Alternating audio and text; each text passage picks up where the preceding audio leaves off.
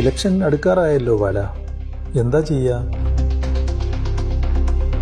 എന്താ ഖജനാവിന്റെ അവസ്ഥ?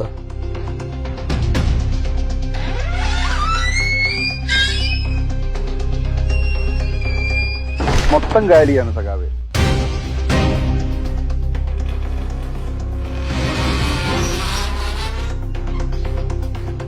ഇത്രയും കടമോ? ഇതെങ്ങനെ ഇത്രയും കൂടി? എങ്ങനെ കൂടാതിരിക്കും? വേറെ വരുമാനമൊന്നും ഇല്ലല്ലോ, എല്ലാത്തിനും കടമെടുക്കുമല്ലേ. ഇലക്ഷൻ ഇങ്ങെത്തി, എന്താ ഇപ്പൊ ഒരു വഴി? ഇനി ഒന്നും നോക്കണ്ട, സ്ഥിരം അടവെടുക്കാം.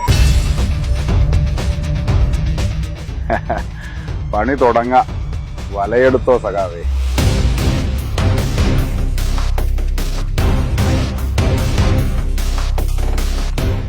ഓരോന്നോരോന്നായി ഇട്ടോ ബാല. അടുത്തതും ഇട്. എല്ലാം ഇട്ടോ. കൊത്തി കൊത്തി. പൊക്കിക്കോ ബാല, എല്ലാത്തിനെയും പൊക്കിക്കോ. കെറിവാടാ മക്കളെ. ഈ അടവിൽ വീഴാത്ത മലയാളികളുണ്ടോ ബാല?